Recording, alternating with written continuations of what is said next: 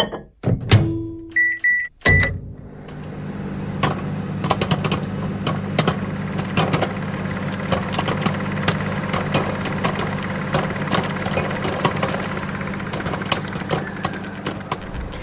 to Popcorn Psychology, the podcast where we watch blockbuster movies and psychoanalyze them. My name is Brittany Brownfield, and I'm a child therapist, and I'm joined by Ben Stover, individual therapist. Hannah Espinoza, marriage and family therapist. We're all licensed clinical professional counselors, also known as therapists, who practice out of Chicago. Even though we are licensed mental health professionals, this podcast is purely for entertainment purposes and to fulfill our love of dissecting pop culture in all forms. Please remember that even though we are all licensed therapists, we aren't your therapist. If you are struggling with mental health symptoms, please find a local mental health provider. Hi, everybody. Today we are talking about Spider-Man No Way Home, the most recent 2021 Spider-Man movie. We are wanting to talk about it today as it is right after a recent publication of a book that Ben has contributed to. If you want to introduce that book, Ben. Sure. I just was lucky enough to contribute to Spider-Man Psychology, Untangling Webs, edited by Travis and Alex Langley, and I wrote a chapter in that book called The Grief Goblin, Arch Nemesis or Greatest Ally, where I cover the immense amounts of grief that Spider-Man goes through and how that drives him. And if you are interested in checking that out, you can pick that up anywhere books are sold. It is released through Turner Wiley. So please, if you get a chance, check out that book. An amazing group of people contributed to that book. It is an incredible collection of psychology and Spider-Man essays. So check it out. Yeah, and so we will make sure to put a picture of that on our social media so you can see what the cover looks like as well. Ben is showing it to us on the Zoom. Yeah, so 300 some pages of Spider-Man awesomeness. Yeah. So I'm not going to explain the entire plot of this movie. This is like the 24th Marvel canon movie. And if you don't know what's happening at this point, I don't know why you'd listen to this specific episode out of sequence if you were not into Marvel at all. But just in case, I will give you a quick one. So basically in this movie, Peter Parker has been revealed to be Spider-Man to everybody, and it is sort of ruining his life. So he asked Doctor Strange to use magic to make his identity as Spider-Man a secret again. When the spell goes wrong because of Peter's actions, the multiverse is broken open, which allows visitors from alternate realities to enter Parker's universe. Specifically, the villains from different universes and the Peters from different universes. So in this movie, there are 3 Peters. Peter 1 is Tom Holland's Peter. Peter 2 is Tobey Maguire's Peter. And Peter 3 is Andrew Garfield's Peter. And pray for us that we remember those 3 things. And there's a good chance we're just going to call them by their actor names. But we will try our best to keep that in order. And the themes we're talking about today are corrective experiences, grief, and empathy. And as always, we'll be discussing treatment and final thoughts. So we can jump right into it. A big plot point of this movie and a big excitement of this specific movie is that we get to see the Peters from the 3 most famous Spider-Man iterations. So like I said, Andrew, Tobey, and Tom. So this gives us a unique opportunity where we get to see 3 iterations of the same character who've had the similar life experiences, but at different ages interact, which was done really emotionally beautifully in this movie. Absolutely. It's an incredible interaction, or a set of incredible interactions between the 3 of them, and the way that they are able to show understanding and offer guidance from 3 very different places, but always with the kindness that defines who Peter Parker becomes when he's not being an arrogant little jerk. Which is in the original comics, before Uncle Ben dies, Peter goes through a period where he's trying to become a TV star. When I was researching for this book, didn't he try to become like a wrestler? Yes, he was trying to be a wrestler, and I do know that much. Right, have his own essential variety hour. And that's why in the original Spider-Man from 2000, he gets into the match with Bonesaw McGraw, as played by Macho Man Randy Savage, Oh, MG. in one of the greatest scenes ever, where Bonesaw's ready. Macho Man is easily in my top 3. Like, I stopped watching wrestling after the age of, I don't know, 14, but God, Macho Man was one of the best ever. And for him to be included in that movie and play that role the way he did was great. Peter, before Uncle Ben died in the comics, was really kind of egotistical and narcissistic when in his Spider-Man persona, trying to be a TV star, and really didn't care much for public struggle. He wasn't interested. That's why he didn't stop the robber. In the comics, it was influenced a little bit, kind of like the movie was, where the promoter didn't want to pay him, but he was pretty much not interested in other people's problems, even making some really callous comments about other people's situations. And it's not until he loses Uncle Ben that he gets on his mission to be a superhero. No shit. No shit. It's very different. I guess I can say up front, and I don't know what your experience has been, Hannah, but I'm sure, Ben, you know the most of the three of us, is that I think I've watched all the Tobey Maguire Spider-Mans, but I couldn't tell you a single thing about him other than the most famous parts of it. I'm most familiar with the Tom Holland, the current iteration of Spider-Man. And I've seen the first Andrew Garfield one, but not the second one. So it's interesting to be reminded of that version of Peter Parker, the one you're describing, because that is so different than the version of him that Tom Holland does. Well, even the Tobey version was different than the comic version from the 60s. It was close, but they didn't make Peter as insufferable as he was a little bit in the comic. He was in the Amazing Fantasy version of Spider-Man, where he first came out, he was a little hell-bent on being famous and making money to help his family, but wasn't concerned about anybody else. Yeah. He wasn't very empathic. So for us to be covering how important that interaction between the three Peters is super relevant to what drives Spider-Man at his core, which becomes not just this quest for vengeance or this quest for fame, but an empathic connection to the city and to people who are also victims of crime. Where Strange, we see Dr. Strange plays such a role in this, and he remains kind of an insufferable prick. Even though he's gone through some change, but he's still kind of a jerk a lot. Yeah, he sucks. Yeah, I'm not a fan of him. I agree. Yeah, Brittany, just going back to the old movies really quick. I think I saw the first Tobey Maguire movie. I don't think I saw any more after that because I don't like Tobey Maguire very much. I'm aware. And I didn't see any of the Andrew Garfield ones, not for any particular reason. I just didn't. So I've actually, the most that I know about Spider-Man comes from the Tom Holland iteration of him. They're all very different films. Spider-Man 2, Hannah, you're missing out. Amazing People Spider-Man do like 2, you're that not. one. Because it's amazing. I can't remember. I mean, we don't have to get into it, but I can't remember what happens in that movie. That makes it so. Is that where James Franco becomes the main villain? No, I think that's the third one. The bad one? You see the turn coming in him, the jealousy. But the second one is where Doc Ock shows up. Oh, yeah. Yeah. Okay. Where Peter has his biggest failures is that he's unable to save Doc Ock.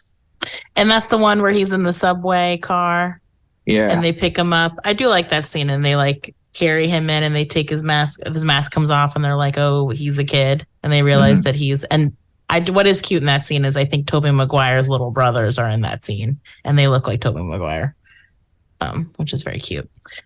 Okay. So why don't you tell us about when we say corrective experiences, Ben? What does that term mean? So corrective experiences is a really powerful opportunity to heal from a traumatic experience in a new way that we really haven't covered on our show too much, I don't think. So I know that I can frequently talk about trauma and the importance of trauma healing, but what the value of a corrective experience is that it is an opportunity for someone to do something to resolve a mission of a part of themselves that couldn't do anything about a traumatic experience they went through. So it could be like in this film, we see the most notable examples of it are that Toby's Peter gets to fix the machine on Otto Octavius and save him,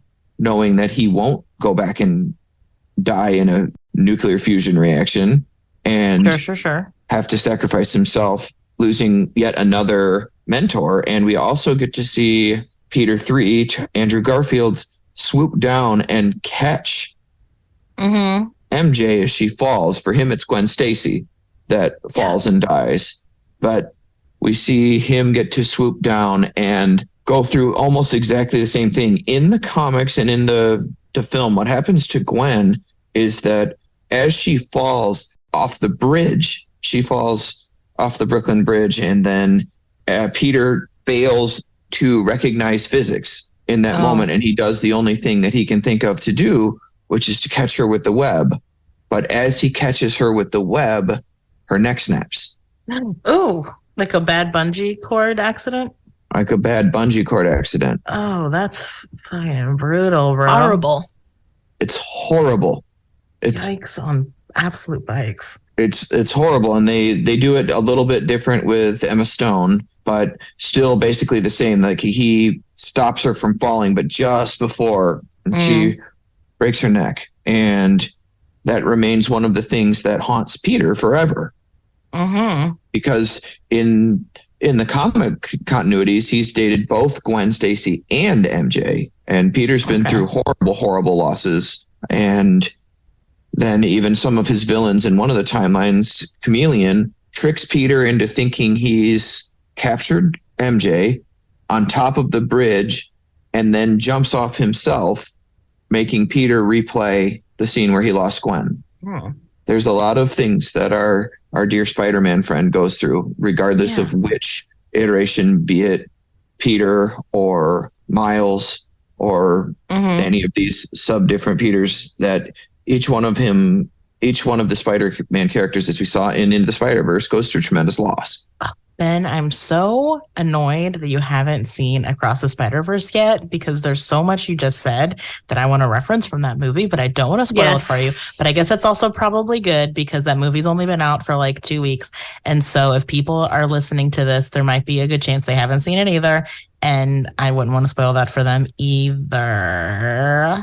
But what I will say is a big part of the movie is the concept. It's kind of meta. It's the concept of canon events.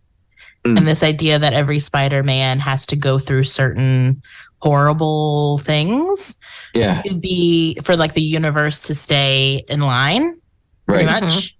And so, what you're bringing up is basically what they talk about in that movie, and the concept of like every Peter has to go, or every Spider-Man, whether it's Miles or Peter or Gwen, even Spider-Woman, has to go through specific awful things. And that's bullshit, in the sense that like it makes me upset, because Spider-Man's also like the youngest superhero. He's the only teenager besides Ms. Marvel, Kamala Khan, but like in the Avengers and like kind of main Marvel setup, with the characters that he's been cast with, he is the youngest. He's like a baby, and he's gone through so much horrific shit. It's like truly upsetting. It is, but also, in real life, we know kids go through horrible experiences, and usually by 15, 16, kids that live in this universe have often encountered things. And I think that's why Spider-Man's been so enduring a character, and Spider-Woman and Spider-Girl and Spider-Gwen, like all of them, they just find an audience and resonate because they speak to real experiences that people have. And that is true. People do love Spider-Man. And why the corrective experience is such a powerful thing with these is those of us who read or see these movies get a chance to have a corrective experience by watching Spider-Man get to do some of the things we resonate with that we couldn't. And then you see it play out in kind of like a meta way in these stories, that these characters get a chance to correct their biggest failures. So why corrective experiences are so important in healing is because if we go back to this idea of parts that I hit all the time, right? That we have parts of ourself that emerge when we go through a traumatic event. There's your core self that runs the whole show, runs your whole system. Like that's just you, who you are. And then sometimes we go through events that we can't be our whole self for. We have to shut down part of our consciousness to focus on only doing the things we have to survive. For Peter, the empathic parts of him can't always be on. And you can't, more importantly, you can't afford to be afraid sometimes. Like you might be afraid, but you can't feel it. You can't connect to what might happen if everything goes wrong. You just have to do. No thinking, just doing whatever has to be done and think about it later. And when you go through things like that, sometimes you're not the hero. Sometimes you're the victim and you have to find a way to survive what's happening to you. But what we see with this movie is an opportunity to watch characters go back from a position of power and encounter a similar situation to the moment that traumatized them more than anything ever and do something different to change an outcome. And that is a very, very powerful thing that if people can find a way to do that in their real life, can feel like the part of them that they created in their head to be the victor, if they ever encountered a situation like the one that traumatized them ever again, for that part to get to fulfill its mission can close down a lot of hypervigilant loops that exist in their subconscious. Because it no longer needs to stay active as this thing that is always there. It can start to resolve things. And I think we saw that for Peter 3 with Andrew Garfield when he caught MJ. The look on his face, that breath that he took was so powerful. Andrew Garfield is so good. He's such a good actor. He's so good. When MJ looked at him and asked him, "Are you okay?" And you can see him clearly gone, but also like crying at the same, like he had to dissociate in that moment, but he's like, you see him crying because in his version, he used his web to catch Gwen. And in this version, he used all that knowledge he had and he swooped down and used his body to catch her this time. So he stopped her from getting that whiplash effect and he caught her using his web to catch only himself. And when he realized like what he did spontaneously, you can see him, he's processing that and he's clearly lying when she said, "Are you okay?"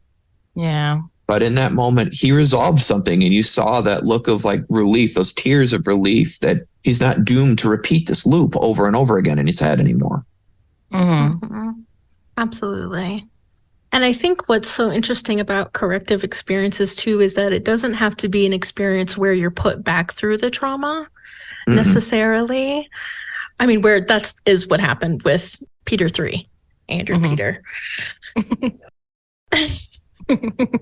That he does have to go through that, that's why we see him dissociate, right? Because he has to go back through that trauma.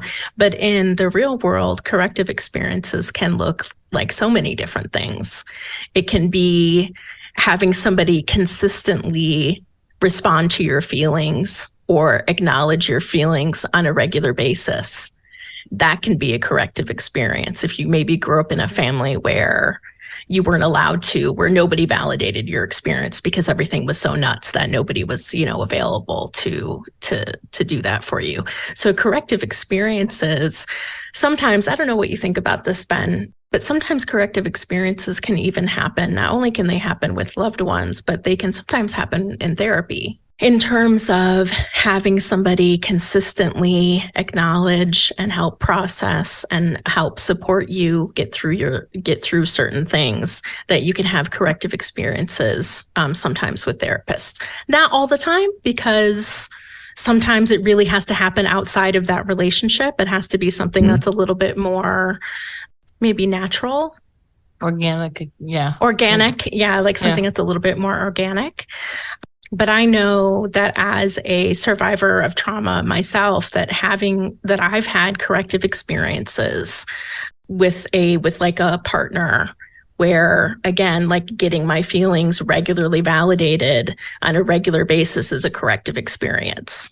Yes, it is. And you're right. And I'm glad you brought that up. It does not have to be as grandiose as the ones we see in this film, where a couple different ones happen. Like they so many. Like Peter stops Green Goblin from Toby Peter stops Green Goblin from being killed, and Green Goblin being killed is what set a lot of trauma into motion in his life. It's why he stops Tom Peter 1 from killing Green Goblin, because when Norman Osborn dies, that's when Harry, who was his best friend, turns on him, because when he realizes Spider-Man killed him, then he becomes the new Goblin later as part of why he hates him so much. So he's correcting his own, but no, it doesn't have to be as grandiose as that, or someone becoming a prosecutor, someone who's a victim of child sexual abuse or something, then becoming an SVU prosecutor or detective or something who goes and catches predators. Doesn't have to be that grandiose. It can be something that's done in a therapy setting where through narrative work, you can walk someone through it, through artistic or other expressive therapies, you can walk someone through it, or like Hannah's saying, with a partner who can walk someone through having an experience. Like if you had a parent that constantly invalidated you or argued with you, or you had to fight for a way to be seen, to have a partner sit with you while activated and validate you and guide you through that can really deactivate some of those parts that tell a person who's been through difficult things that every time they go through it, it's going to be the same as it always was.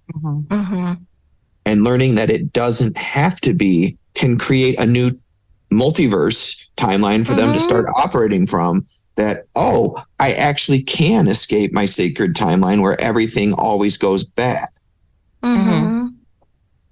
So those kinds of experiences are powerful and important.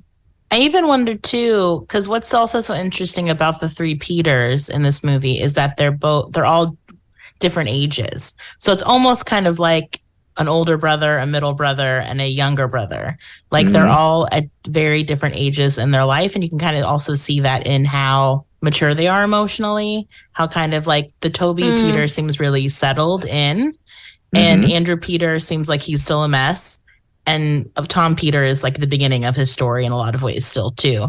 And so I think even them being the older two Peters being able to support younger Peter as he's going through the hardest time in all of their collective stories, which is when our caregiver dies. You know, I know it's Ben in most stories, but in this one it's May, right? And they just happen to show up in his life right after, like literally right after May has died. And so their ability too, I think, is the older versions of themselves to almost like mentor and caretake Tom Peter. That, and I think in itself would be a powerful corrective experience, allowing their younger self to maybe have an easier time, not an easier time of it, but to be able to support him. And to, with the example of Peter 3 saving MJ this time around, creating a situation in which that younger Peter getting to watch Tom Peter be with MJ and not have to go through that. Because you see earlier in the movie, Andrew Peter is watching Tom Peter and MJ interact, and you can see like Andrew Peter is one tough pinch away from fully sobbing. Like the tears are like right at his waterline, like the whole movie. And so you see in the scene where they're all in the lab together, working together, that he keeps getting distracted watching them together. And he's having like a trauma response, almost like watching them together. I wonder for him to be able to not just save MJ, that this universe is Gwen, but to keep younger Peter, keep Tom Peter from having to go through that, to be able to even though at the end he does lose her in a very different, weird way, but not have to go through that trauma too. That would also, I would imagine, be quite healing potentially for Andrew Peter. And also there's that moment too so. At the end where Tom Peter, I'm just going to say that, is going to kill Norman. Was he going to kill Osborn? And they stop him. And I think just Toby does. Just Toby does. Okay. Mm-hmm. But I would say even that's that, like, cross to bear. Yeah. Andrew Peter doesn't do that. That's just Toby. Yeah. But I would say even those moments where they're able to kind of jump in and almost like reparenting their younger self by like taking care of Peter and keeping him from making mistakes that they know he would regret because they've lived more of the life that's ahead of Tom Peter. You know, all those is because I ask questions, like I'm not as familiar with corrective experiences, so you guys can check me on any of this. But, you know, I work with people where they do more narrative work, like processing past trauma. And also there can sometimes part of that acknowledging parts when I do it with people is like, if you could meet that part of you as your younger self and talk to that part of your younger self, like, what would you say? Like, how would you take care of it if you could go back and caretake you and caretake the part of you that's still kicking around in there? Like, what would that look like? And how can we do that? How can you do that for yourself? And they like get this crazy opportunity to actually do that, you know, to actually go and take care of their literal younger self in a different timeline. And I can't imagine the extent of how powerful that would be for both of the older Peters. Like when they return to their universes, what that will do for their mental health could be priceless. It could. It really could. And that is something you would do through narrative work. It can be done through EMDR. It can be done through hypnosis. I have had really powerful experiences with clients who have, once kind of grounded and things have gotten more processed, had them look through their present eyes at what their past self went through. And as what's called resourcing in EMDR, bringing in their like idealized self into that situation to talk to their younger self. And sometimes in those worst moments where their younger self went through something, having the older self there and go, hey, look at me. This is a point in time in your life. This is something that happened, but look, I want you to invite you to see my life. You went through this and it's hard, but look at what you become. This will not define you. This is part of your story, but look at how hot your wife is. Look at this very specific job you have. That's a weird flex, but okay. That's the direction one went with it. Yeah, but I know what you mean though. I know what you mean though. Like you feel really weak and powerless right now, and like you'll never have anything, and like you aren't shit. But look how hot your wife is. Look at the house you have. Look at this world you've created for yourself, where this person doesn't hold any ounce of power over you now. So look back on this and remember, like, letting that part, you don't have to stay terrified, child part of me. You can come and see my timeline where we build ourselves into something more, and it helps that part get unstuck and unfrozen. So it does work. And from a totally different direction, like corrective experiences can be as simple as having a holiday party where you exclude toxic people. Making your own traditions. And then having the holiday you always wanted. They don't have to be these grandiose things, but they can be, you know what? Like drunk Uncle Tom doesn't get to come. Well, what you're talking about is rewriting an experience for yourself. But like the holidays don't always have to feel like this. Or, you know, and people do get stuck in like that, you're saying that loop earlier where they're like, well, this is how it always is. Christmas is always awful because it was always awful when I was a kid, or, you know, relationships never work out because XYZ. And then you get stuck in that sort of like self-fulfilling loop as well, where you are doing things that keep that way. And so a lot of times when I talk to clients, it'll be, you know, we have to allow for opportunities to get different evidence that then can challenge the loop in our brain. that it's always going to be like this or it's never going to be like that. Like, you're right, because you haven't allowed yourself, understandably so, to have conflicting evidence be introduced that you can then rely on later. I tell people it's like you need to put new evidence in the file folder in your brain that is this experience, so that when it happens again or a similar experience in the future and you go to that file folder in your brain and you look into it, you have more information than just the awful parts. And what's hard about that and about all these things we're talking about is it's so vulnerable to allow yourself to try doing it differently and to just kind of hope or trust us as the therapists that it can go differently. Because staying in that loop, though it feels awful, like there's also obviously like a very protective reason to do that and a very valid protective reason to do that. And, you know, not wanting to be hurt worse than you are. You know, like the loop you might be in might feel awful, but at least you know what that is. And so maintaining that loop is a story that you can live through, at least right now.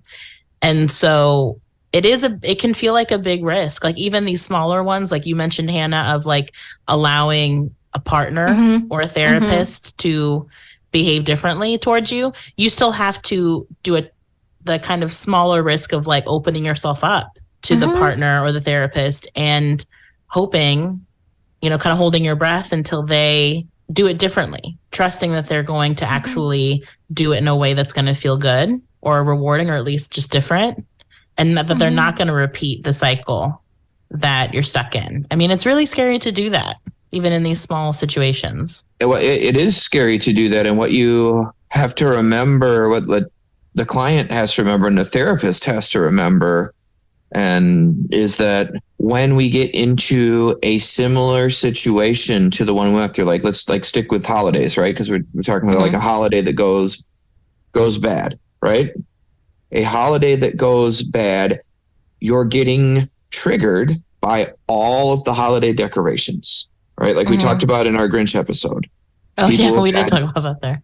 Right? Like all the Christmas lights, all the trees, all the decorations, they encode themselves because your brain remembers everything and it associates everything. And then it starts going like, hey, look, threats. All these things are serving as markers to your brain. Hey, remember that one time you saw all this and then everything was terrible and the worst moment of your life happened to you, and then it happened again the next year and the year after that. Remember that?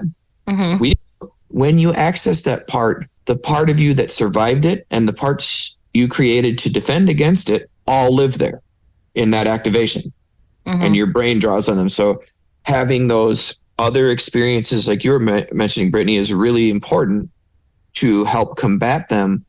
But what we must remember, and where I think therapists forget or don't know, maybe it's not forget, it's they don't know, because it took me, 12 years into my career. Hannah, maybe you about the same because I know Hannah, I've done similar trainings on this, maybe 10, 12 years into my career to really understand the role of dissociation in traumatized patients. It's a like criminally under-described aspect of people's lives in graduate schools. Yeah. Understanding that traumatized part is now active. You can't just see those good parts. You need the good parts there, but you have to acknowledge what the traumatized parts went through too, because they don't have the corrected experience and they don't buy it for a half a second. You got that right. And what happens is you operate in like kind of a split consciousness where like there's a good bad meter like bouncing between realities, and people often stay in this place where they freeze out or numb out of the experience and describe feeling like they have eyes in the back of their head or everything feels distorted, like they're not real, because they can't trust it, because the part that went through it, that was created to survive it, is being constantly validated in existence by all the external and internal cues that everything looks the same as that time you got really hurt, so you must need me right now. I don't know if that sounds like I'm on base to the way you understand it, Hannah, but I think it's really powerful to remember that even with those new experiences to encode in there and to write in there, you also have to get the buy-in of the parts, or it doesn't matter. Yeah. For sure. Which is really similar. So when we say buy-in to parts or buy-in, it's really trusting the process. It's trusting the therapist. It's really allowing for a chance, allowing for something. And when I talk to people about, and sometimes this comes up more with boundaries than anything else, where I talk about when we have new boundaries and we want to start setting them, people always want to set them first with the hardest person they can think of. They're like, well, I'll just tell my mom that I don't want to talk to her anymore. And I'm like, how about we try setting a boundary with someone that we trust, who we know will hold up the end of the boundary, so that you can have some practice seeing what that's like first before we try to do the hardest thing in the book. Right. In the trainings that Hannah and I have done, the naming the parts is really important. So like your fight part, right? We all know, we're familiar with, there is a version inside of us that will protect us at all costs. There's a version of ourselves that will, hell or high water, defend us against any threat and care about nothing else, depending on what situation emerges. If your life is at stake, there's a part of you that turns off everything else, and you know what it is. Hopefully you haven't felt it kick on full go because it's scary, but you've probably felt it before, when you won't stop arguing with your spouse or your significant other or your best friend about something that doesn't matter, but you feel very activated and you go scorched earth on it. That's just not Hannah being a Scorpio? Sure not. That's what I always assumed it was. And me being an Aries, but maybe not. Maybe not. No, not so much. Not so much. I mean, sometimes. Like when she gets that, that's you digging your own grave. That's a Scorpio. But remembering, like, it's your fight part. You have to convince that it's not needed. That the resources you have in the present that Brittany's talking about building, that those are strong enough to help your present self survive so much that the fight part can confidently step back, knowing it's not needed. And in this film, Toby Peter is there. Toby Peter stands up and turns his back to the Green Goblin, knowing so much that it is so important that he can sacrifice himself, that even if Norman can't contain Green Goblin personality at that moment, that protecting Peter from going through what he went through is more important. And he stays grounded so that his fight part doesn't take over and join in and just kill Goblin again. Yeah. Because he is so sure and grounded in his understanding of where he needs to be. But that's where, on a lower key scale, we have to get ourselves to have a corrective experiences so we can enhance the skills of our present self, that the totality of everything we've learned since we went through something bad can get us through anything, that we can tell our fight part that, hey, just because something is activating us right now, we know you're there and we know what you can do, and we'll call you if we need you. But please step back and let me manage this. Sometimes when I talk about that with clients, I talk about it in terms of thanking that part for doing such a good job of taking care of me for such a long time, but I don't need you right now. But thank you so much for helping, but I don't need you right now. I love to do that. Yeah. What that part needs to know is that you understand what it did for you, because if otherwise you're invalidating it, and it doesn't like to be invalidated any more than you do, because then you're gaslighting yourself. Yeah. Because that part exists for a reason. It is not shameful that it's there. It helps you survive something. And it knows that. You may want to forget what it knows, but it never will. Yeah. Because what's really sweet about the interaction of the three Peters is that they very quickly are that sort of connected, thankful, collaborative group with each other. You know, they aren't fighting each other, which is really nice and refreshing. They almost instantly are, like, once they figure out what's happening, obviously, they are like on the same team with each other too. And they are working together. So you're right, like there is that trust. So when Toby Peter is trying to change the story for Tom Peter. I think because they have this already established, I mean, the movie happens in like, I don't know, hours, but because they have had this rapport building up to he is able to trust Toby Peter in that moment. You know, that he is looking out for me and he does know what he's talking about. You know, it's not just one trying to domineer the other. Right. It's just not. Yeah. Because I think that's what's so beautiful about the Three Peters period, like I said, is there are all these moments where they are just sharing with each other and getting to know each other and validating each other and sharing each other's collective experiences, you know, very group therapy-esque. It makes me think about how whenever I have a client who starts doing group work for whatever reason, they'd be like, wow, like I really didn't realize that there was somebody else who had been through something so similar to what I've been through. And that's, you know, and that's in a group setting where it's usually hopefully done by someone who's safe and calming. But that sense of you get it, the fact that they all have that together, like you get it in all the complicated ways that nobody else can understand. And they have that so quickly and so immediately. And it is really beautiful to watch. I mean, I would watch 2 hours of them just talking to each other. I know. In a group therapy setting because they're so goddamn precious with one another. It's so sweet. Well, before we keep talking on this subject, let's take a quick break. All right. So we've kind of been touching upon it already, but there is a lot of grief in this movie, right? Like when we've been talking about this corrective experience, we've been talking about grief. You know, in this movie, it's both like the very literal grief of like he finally has the, you know, Spider-Man canon story where he loses Aunt May. He loses his version of Uncle Ben. Right, which took 3 movies to get to for him because Uncle Ben was just gone prior. And is there an Uncle Ben in this version of Spider-Man? I believe they reference his uncle. I think so. It's been a long time since I saw a Homecoming though, so I don't remember how they set that up. But I think he was just gone before they started the story. They're like, we're not doing that again. Yeah, and then they kill her. No. Maybe I just always assumed that like Aunt May was just like a hot lady, like a hot single aunt. Like she feels like someone who maybe has been just doing her whole thing her whole life and never been married, but I could be wrong. I could be projecting what I want her to be.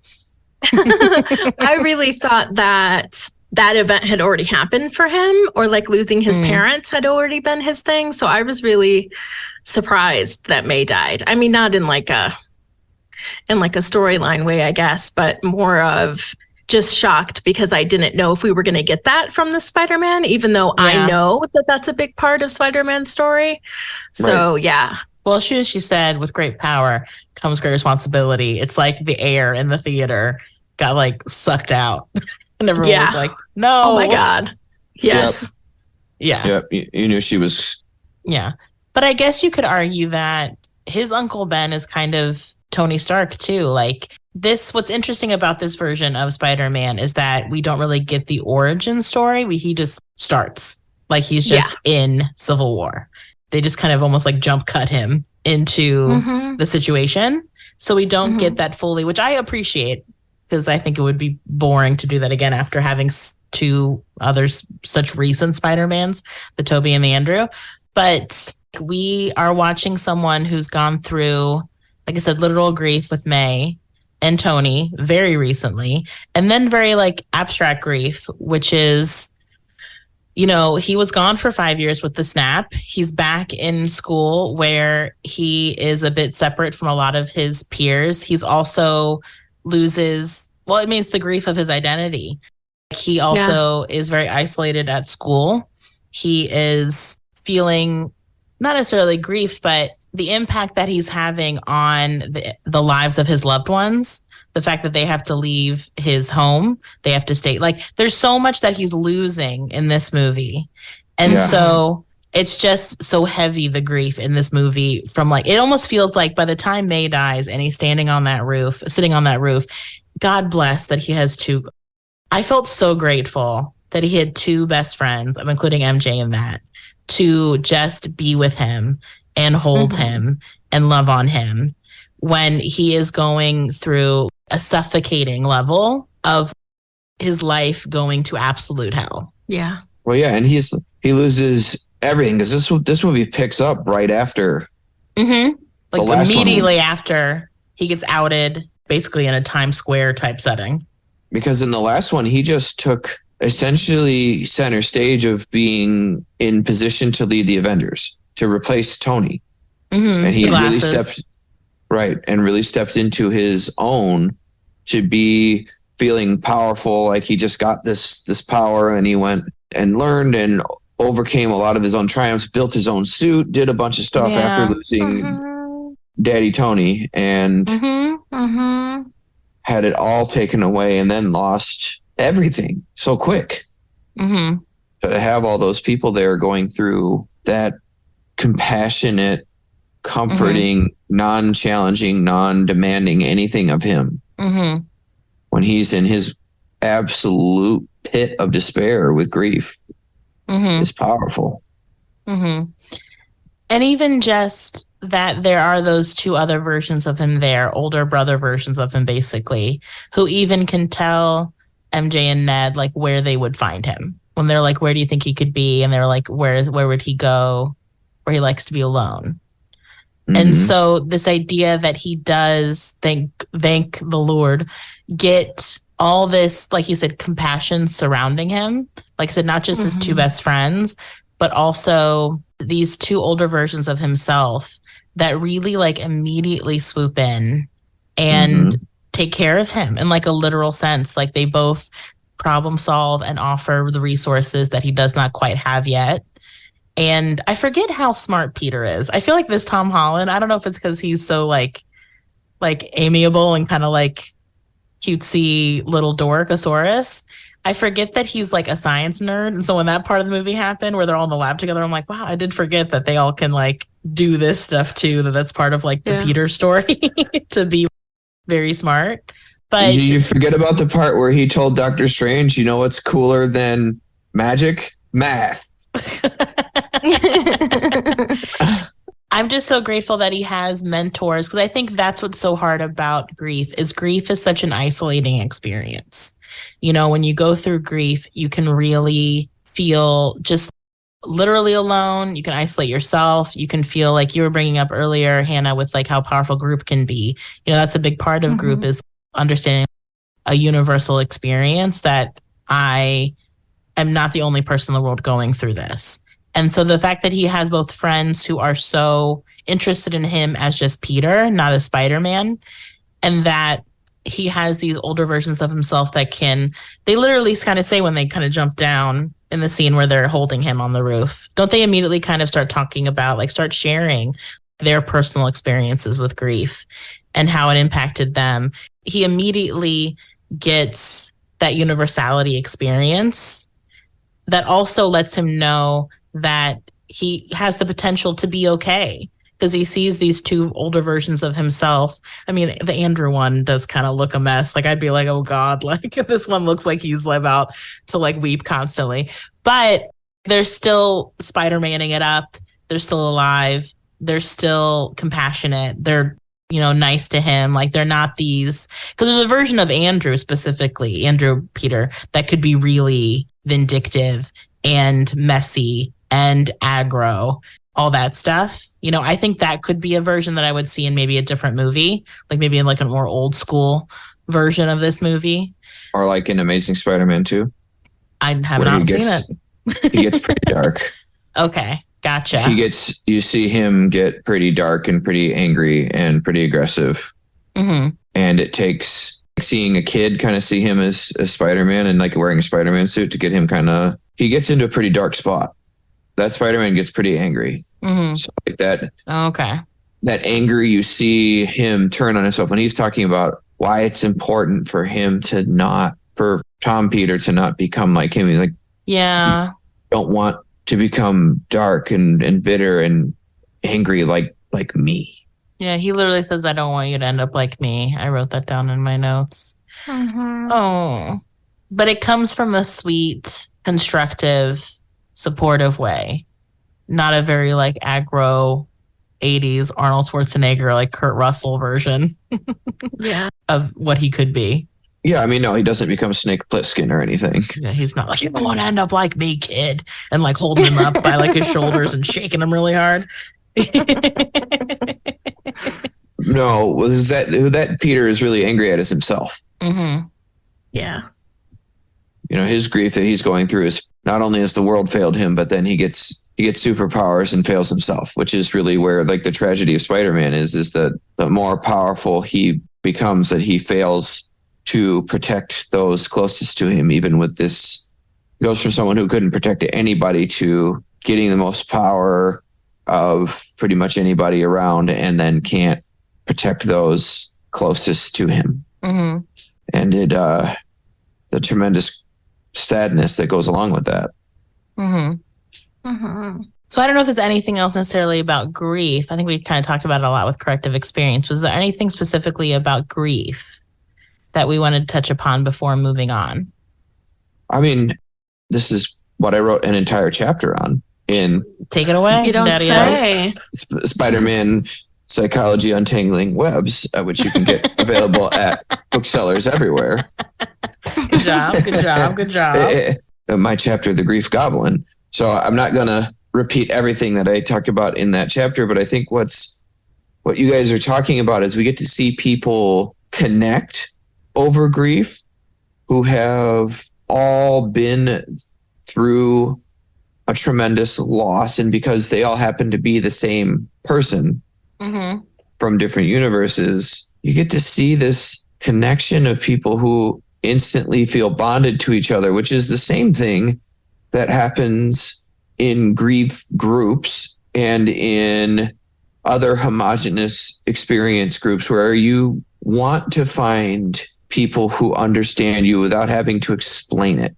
You know, Hannah will talk about that all the time with people looking for therapists that can reflect their experience, people that have similar backgrounds to them. Why might a BIPOC client want a BIPOC counselor? So they don't have to explain their experience to them. The person will just know. Mm-hmm. Mm-hmm. Why might a LGBTQ identified client want a therapist of the same background? Same reason. Why might a military veteran want to talk to another veteran? Again, same reason. They don't have to explain. The other person just knows. And grief groups are powerful for that reason, because the minute you talk to somebody about grief and like, well, I mean, have you lost somebody? And you say no, the only thing you'll get from them is, well, you don't know. Mm-hmm. Mm-hmm. But the second you say, yes, I have, they're like, then you know. And the buy-in that comes right there, Mm-hmm. because in those moments, for some clients, not for all, but for some clients, if your answer is not yes to that, your ability to breach that topic with them, your credibility to do so is gone. Mm-hmm. It's gone. Mm-hmm. And clinicians may not always have had that, but if you have a group of people who all have, the clinician doesn't have to be responsible for being the guardian of that you can create a situation where there are enough people that are around that the person doesn't feel as alone and isolated in what is an intensely isolating experience, as Brittany mentioned. Mm-hmm. And with Spider-Man, unfortunately for this character, this massive loss that comes simultaneously with gaining the most power you've ever had, ever, when you're used to being the little guy who gets picked on. Now you get the most power and then have to deal still with the same losses that everyone else does. I think that's what makes this character so enduring over all these years, is that no matter how powerful we become against our own reality, we still can't escape grief. Yeah. The people we love still die. People get old. Shit happens. Mm-hmm. Bad things happen and we can't stop them. How do you deal with that? And you get to see that reflected in these works, and getting to see that happen for Peter 1 at his worst moment, by Peter 2 and Peter 3, and even MJ, who lost her dad. You see too much loss. Mm-hmm. And then you see all these characters that can instantly connect on it and show that buy-in right that second. and how valuable it is to see people at different stages of it that all understand it, so that Peter 1 is so dissociated, so lost, so hurt, but to have people there that can pass that test of, do you understand what I'm talking about? Mm-hmm. And the answer to be an immediate yes. You see Toby come in as this, older brother that goes, well, he's got to be in his mid 40s now. Mm-hmm. Yeah, I would imagine so. You see him come in with this presence, and Andrew Garfield in his mid 30s Mm-hmm. to this 17-year-old losing everything, and get that buy-in to like grieve, but also feel heard and seen, and be willing to pull out a little bit of that pain and anger that he's using to try to mask it, because he starts switching real quick and going rapidly rotating through these stages of grief, and then fixating on just killing the goblin. He went from so compassionate and got off his life mission, and these people have gone like, hey, look, we've been there and we got off of ours, and this route you're on is going to cause nothing but more pain, because as we covered in our episode on The Princess Bride, there is no such thing as closure. Yeah. Killing the man who killed your father. Yes. But the only people who could have remotely gotten him to listen to that were people who went through the same thing. And seeing the power of that is amazing. Yeah. And just even seeing Toby and Andrew Peters, and them basically just saying, like, you're going to survive this. It's going to feel really awful, and you're going to have to really reckon with it. And we're still here. So it's not going to kill you. This experience is not going to kill you. It's not even going to kill you as Spider-Man. Having almost like the proof that this feeling won't be forever. When you go through such an intense emotional experience like grief, it feels like it's going to last forever. And it's really, really hard to recognize that it just feels awful for now. And when I work with clients, it's a lot of that talk too. Like, this is how it is right now. And we don't know how long it's going to last. So I'm not going to be like, it'll feel better. I'm not going to say any stupid, embroidered pillow bullshit. Like, it's going to feel better at this time, right? Right. It's just always being present. Like, it's going to feel awful till it doesn't. And that feeling at this intensity is not going to last forever. And he gets that proof, which people don't get, of like older versions of himself that don't feel like this anymore. But while still validating that the feeling stays with you, and that they still think about Ben and Gwen, and and that they're not forgetting these loved ones. But it's not going to be like this forever, the way it feels right now. And that's huge. I wish I could give that. That is something I wish I could give clients, but obviously I can't, which is like a little peek into the future and say, like, it's going to feel different eventually. Yeah. If we allow it to. And it will, probably anyway. And it will. And it is powerful to break away from the idea that there's some predetermined time or way that it will happen. And I think one of the things I do want to cover quickly with grief, I know I covered it before, but the 5 stages, and now there's been a 6th added that people reference, that the 6th is meaning. Oh, that makes sense. People hear, there's 5 stages, and they think, so they go through them and then they're done. I think it's going to be like that Simpsons episode. Right. Or like, or like Forgetting Sarah Marshall, which, we are aware you guys want us to do. And at some point, we sure will. And that movie was absolutely written with the 5 stages of grief in mind. But you see people you see there's some criticism of that model, primarily because people think you go through one and you're done with it and then you move on to the next one. But in reality, and even Elizabeth Kubler-Ross, who wrote the book, The 5 Stages of Dying, which later moved into grief, but she says it right in the beginning of her book that this is not meant to be a linear process. This isn't a linear guide. Grief is not linear. There is no way to predict it. You are going to go in and out of stages. I mean, I think that kind of similar to what Hannah said way earlier about boundaries and people wanting to do the hardest part first. I think that and what you're bringing up, like wanting to like almost go through the stages in a order, is the way I think that people try to almost like apply like hustle culture, productivity culture onto therapy and mental health of like, I can like crush this experience, I can nail it. I can do therapy so hard that I won't have feelings or something. And so people will do the hardest part first. They'll try to treat the stages of grief like a manual because we as a society are just so uncomfortable in Western society, at least, with feelings, that there is this idea that you can like do therapy so hard that you will like get through it at a clip or something. Like, I'm going to do therapy in 10 sessions, y'all. I'm going to be in and out of therapy. As if you can like study so hard for therapy that you can pass it like in night school or something. And it's like, no, it's going to take as long as it takes. Like, the idea that you're bringing up, Ben, is that you're going to weave through those stages non-linearly, spontaneously, mostly against your own, well, I'd say entirely almost against your own choice. Yep. It's just going to, I agree. It's the most organic, spontaneous, messy process that human beings can go through. And you have to like unclench your butthole about it as much as you can and let it flow and not fight it, right? And not try to micromanage your grief. And that is, I think, the idea of closure too, is that it's a way to try to micromanage your grief. Yep. That if I just do this thing, it will all stop.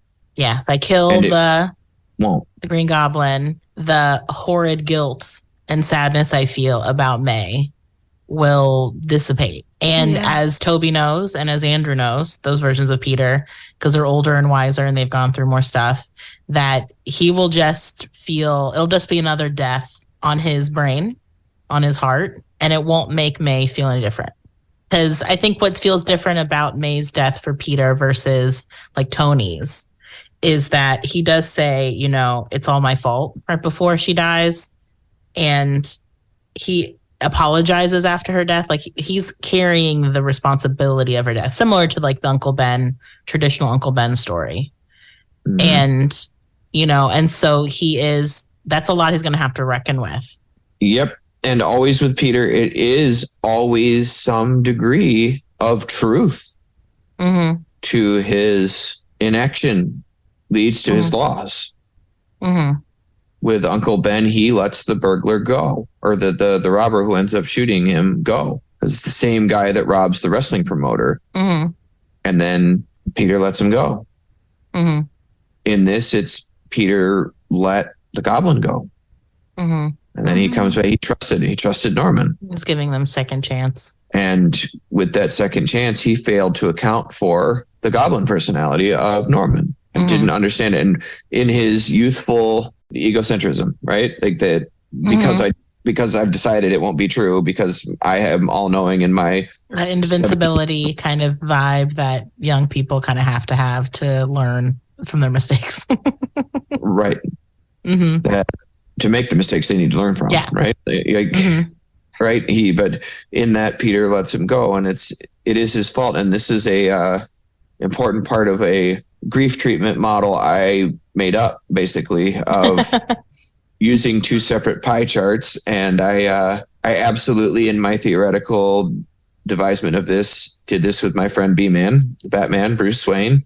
And I sent it to Hannah and Brittany, and I have used it with clients and they like it. But I essentially draw out two pie charts where I like write out the initial thought pattern, the dysfunctional thought of like, it's all my fault, I did it, and then the bad guy did it, or something bad happened, and have those take up however much of a pie chart that the person perceives it, and then draw an identical pie chart because only 100% fits in the model. What I'll do is I draw that out and then have people start writing out all of the factors that actually went into that situation. But I do not ever try to take out the part where there was some degree of their fault, their responsibility, because that guilt part, if you try to absolve that from someone inappropriately, and young therapists and friends try that all the time with people. No, it wasn't your fault. You didn't do anything wrong. And they know that's not true. So it does not work. Yeah. Well, that's where more radical acceptance has to come in. It happened. We can't change that circumstance, how do we learn how to live with it? Right. But Mhm. notice that none of Peter's friends and none of the, especially not the three Peters, say that wasn't your fault. Not one time did they say anything like that. Yeah. Because they know that guilt part of grief, which is a seventh stage that's been added to it by some models, that they add some degree of the guilt side of it, that you can't take that away from people and expect them to heal from their grief. You have to acknowledge it. It has to be sitting there in the room with the processing. You want to decrease the presence it has. And that's the point that I do with that pie chart model. I never try to take it out, but I want to decrease the share of the pie it holds so that it can get through the shame that might prevent a person from healing. And I think that's what happens. That's really helpful with this movie, is that nobody tries to take that away from Peter. They hold it and they just let it have its space. Because if you take it away, people, the same way you fail that question of, well, have you lost somebody? Do you know? If you try to take someone's guilt away from them, that's they know is real, you lose them. And they just go like, yeah, because they don't believe it, because your brain in your healing won't let you accept things that aren't true.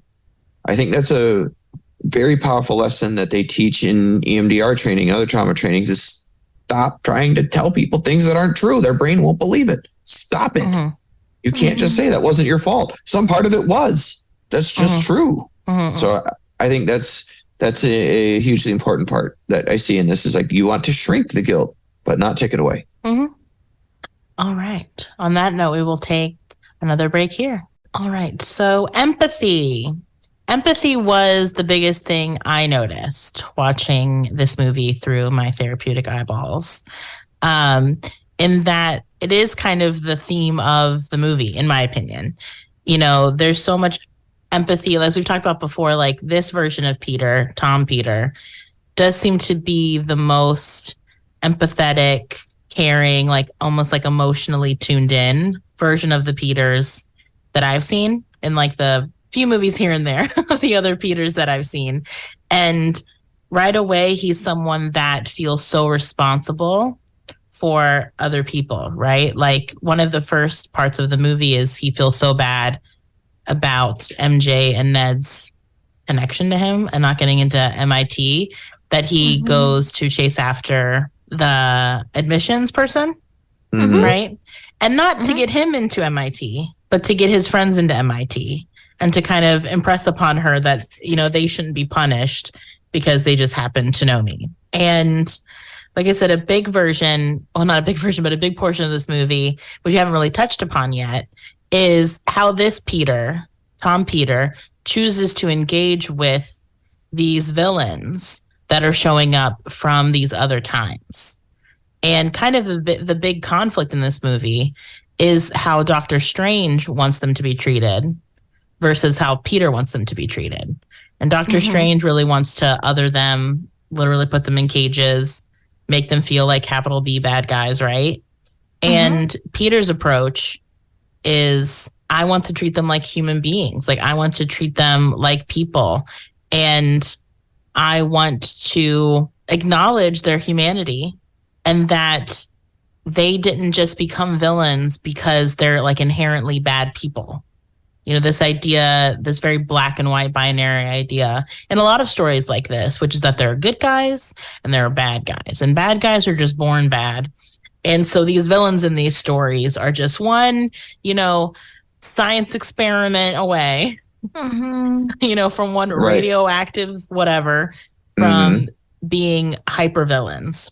And what I thought was really interesting about this movie is how, like, the key example is how he realizes that why Doc Ock is the way he is because he's in an extraordinary amount of pain from his machinery, question mark? Is that what that is? Nano parts? Thingamajiggers? Nanobots, yeah. Nanobots. And that pain is what's causing him to lash out and to adopt this persona of irritability almost that's like taken over who he is. Yep. And getting to see all of that play out for you is really interesting, isn't it? Just like watching how much change happens so fast. Mm-hmm. Yeah. The fact that Doc Ock immediately becomes himself again so quickly as soon as his pain is gone and as soon as he knows that he has control of the arms that are connected to him instead of the other way around. Right. Like watching him like in Spider-Man 2, I know like some of you, I think, Hannah, you said you hadn't seen it, or Brittany, you haven't seen it? I have seen it. It's just been a long time. I mean, it came out in what, 2002? Like we won't even talk about how long ago that was. In high school. I'm pretty sure they had to make Alfred Molina look younger for this movie because of... Yeah, they were definitely doing that weird thing where they make their face too smooth. Yeah. This de-aging stuff is uncanny valley sometimes. Part of the risk of Doc Ock's suit is that they're worried about the AI in these bots, Brittany's favorite, you know? Ugh, that's what I'm talking about, guys. Don't do it. If you're listening, robot people, don't do it. Scientists, robot scientists, listen to me now. Don't do it. Don't do it, please. Girl, it's already over. Like those robot panthers Boston Dynamics is making. Okay. We're already screwed. We're already screwed. Continue. But just remember, the shit that people are showing us is the shit that they're willing to show us, not the stuff that they have. Always remember that. But like, look, anyway, like the AI in those things, like, yeah, the risk of it was that it can be sentient and it can take over the host. But once Doc Ock, Octavius gets back in control, you see him become himself again and start controlling these arms. So like the danger of those things, like an explosion damages that little control chip, the governor chip that prevents them from accessing his brain back. Like the whole chip thing, why it's so important, why Peter's rebuilding that is because that chip blocks the arm signals from going to his brain. So it's not a two-way communication. It's only one way. Okay. Yeah, but I think what I found so interesting in this movie is that it almost treats villainy as a trauma response, as a response to being in pain, as a response to going through something. Like the movie does a good job. Part of it is just to catch the audience up because they're not expecting everyone to have watched all the movies necessarily. So they're kind of giving you brief expositions by talking about the backstories. But a big part of it too, I found watching it, is really trying to thread that needle between all of them, of that all the villains have gone through something really hard, something that brought them to this place where they are presenting so abnormally or maladaptively to the world around them. And also it's interesting because a lot of the villains and some of like the heroes too reflect on how they knew each other in a more human state. So like a lot of the movie is recognizing the humanity in each other and therefore allowing the villains to recognize the humanity that still lives within them to give them buy-in to change. You know, Tom Peter is taking a big risk by taking them in and treating them not like animals, right? Not like prisoners. And I think what is realistic is that is a gamble, right? So it works out with some of them. And then obviously with Norman, it's a trick because that person, he's entering the whole situation in bad faith, right? But also just because it didn't work out with the Norm situation, obviously devastating results, that doesn't mean it was a bad thing that he did. Like, I hope part of what Peter can eventually reflect upon, you know, it's a little bit of like treatment portion discussion, is that, you know, why he showed empathy to Norman was by living up to May's expectations of him, by like her parenting values towards Peter, right? Like she meets him in the homeless shelter. I think that's what that is. And you know, and she encourages him to take care of him, which I assume is like a big parenting philosophy value that she's imbued in him as she's raised him. And so I think some of the work that I hope Tom Peter will do with reckoning with his part in May's death is that he was, though, living by the values that she would have wanted him to live by and that she was actively encouraging him to live by. Unfortunately, it had really horrible consequences, but that isn't necessarily Peter's fault. And that taking that chance wasn't a bad thing in and of itself because of the outcome of it. No, it wasn't. It wasn't a bad thing, and it is certainly in line with those values. And it would be well expected for a teenager to retreat into that and not understand. I think the dynamic between, I guess, not understand is complete the idea here, right? Not understand the way that Doctor Strange sees the world. Peter would never see that, even though he's, like seen Thanos and been snapped and seen some more complexities. I think he'd have a more advanced understanding than a typical teenager. And for the MacGuffin of this movie, they sort of ignored that a little bit. But like they still give him this like aw shucks energy, even though he's lived through like a crazy amount of shit. Right. Like basically the only things that they did were go like, yeah, I was an Avenger, and like have Toby or like Toby and Andrew go like, oh, you're an Avenger? That's awesome. What is that? Is that a band? And there is like a punk rock Spider-Man, which is actually awesome. He is awesome in Across the Spider-Verse. Oh, they have him in there, great. But like looking at Peter versus Stephen Strange, like Stephen Strange not only is a essentially cosmic being at this point, it's like you can see so many things, but he's also got surgical training where he knows hard truths, like, and has now done all of this soul searching and things, and he's sees the world in a much more existential way than Peter ever can as a teenager. Peter, people die, like the big picture, yeah, right, and it makes sense that he retreats into this idea that no, even in that, even when like that's more of a reason, like to treat them with kindness, like Aunt May has taught him through working at Feast, which is what the shelter's called. Feast. Yeah. I wonder too if a part of why this Peter is so empathetic and approaching these villains in such a different way than the older two Peters, or like those Peters when they were his age, is because he's been part of a team. He has worked together with other people. He has been able to have all these experiences where he's getting feedback from other people, other superheroes. He hasn't been in this isolated experience like Andrew Peter and Toby Peter, where they've had to be superheroes by themselves for the most part, where they've had to make those kind of more rigid decisions about who's a good guy and who's a bad guy because they were working by themselves and because they really didn't have also people that really knew who they were. I think also what Tom Peter has going for him is that he has a lot of people in his life that know that he's Spider-Man, both like, I guess, quote unquote, professionally through the Avengers, but also personally. And so I wonder if that's also allowed him to have a more nuanced, emotionally intelligent, like Gray, like look at all these dynamics versus these other two Peters that when they were his age, where they probably had to look at things so that much more like rigid teenagery mindset because they had to figure it out all on their own. And they didn't really have other people to like bounce ideas off of to get a more idea of like, because even with Thanos, that was horrible, but also he was able to get these, he just had a lot of experiences were able to see like where these villains were coming from.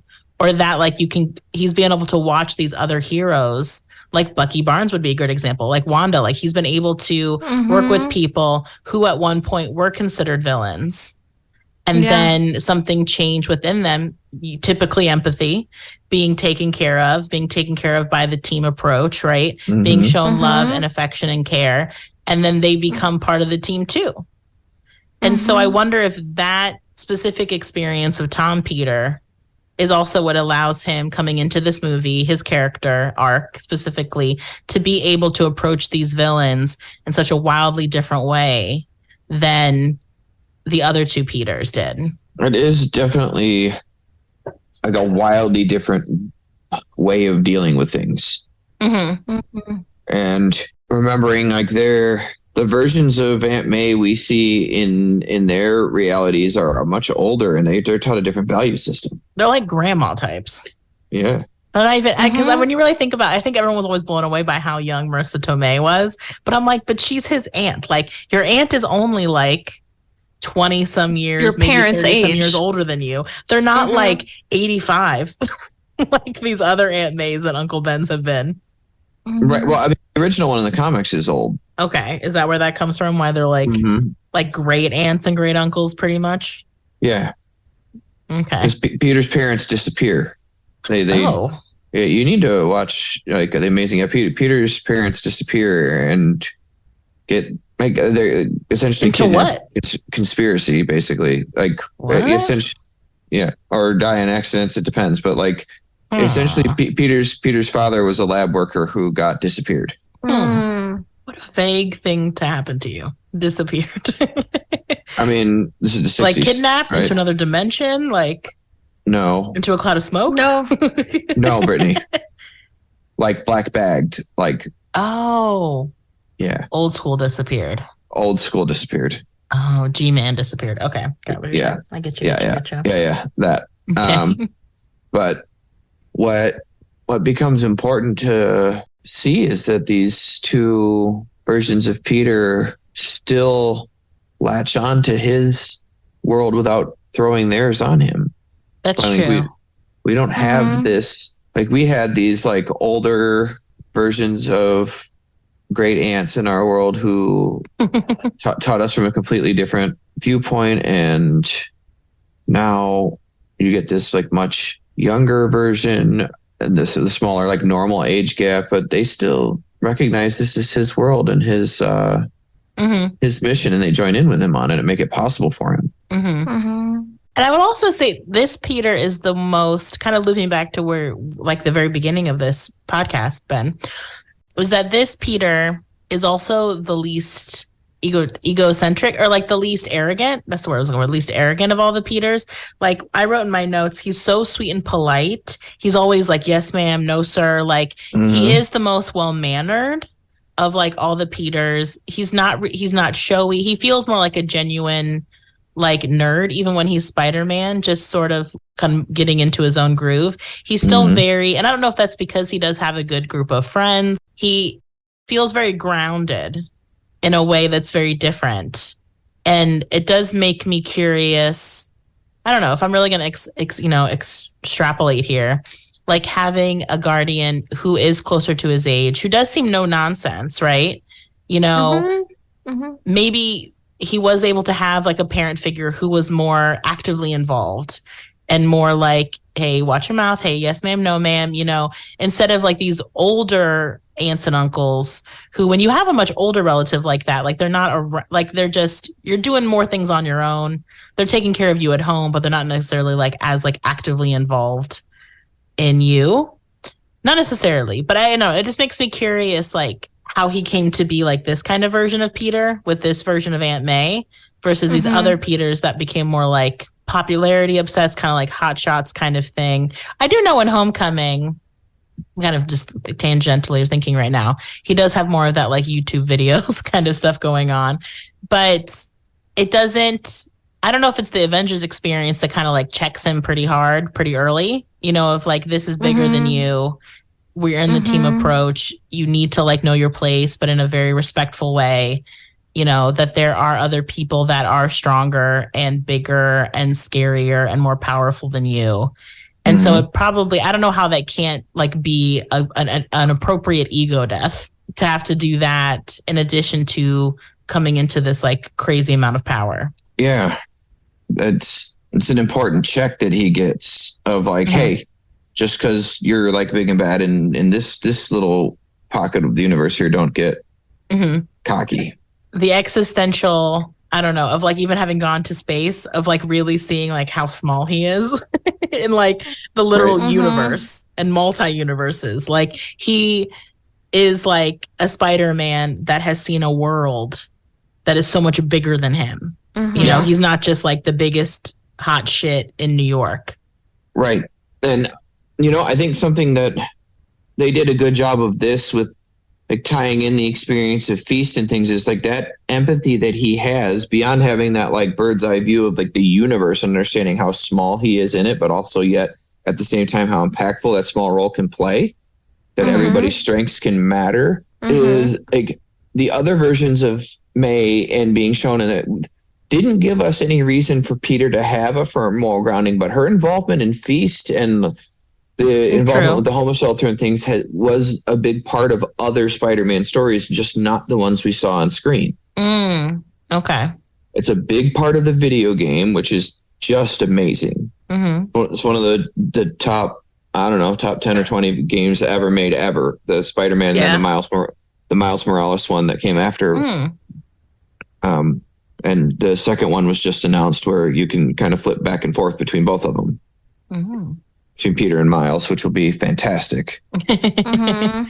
But there's a lot of scenes in that game that take place at Feast, and some of the comics too, where you get a moral grounding into why it would make sense that Peter would be able to look at these villains with an empathic point of view and see, like, there are people behind these, not just homeless folks. Like, how many people stop for a second and consider what homeless folks have gone through? What people who might be seeking shelter, have lost housing, going through housing insecurity or food insecurity, who might be seeking services at a shelter or soup kitchen.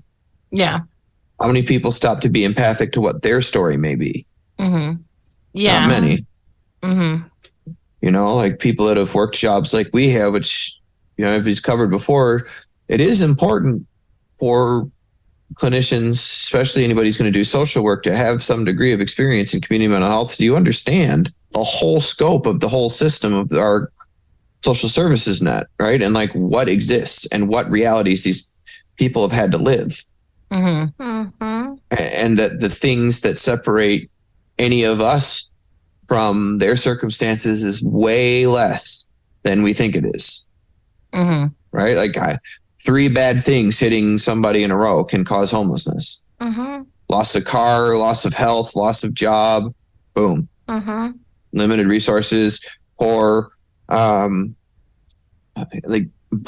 to regulate yourself, limited support, whatever, any of these things. And Peter's going to know all of these things, that there are real people behind these folks that he's been working with. So when he has a chance to like correct these experiences, these villains, instead of just sending them back to die, like Strange is suggesting, you see this empathic connection that humanizes the people behind their experiences, that something happened to them that made them the way they are. What if we could fix that?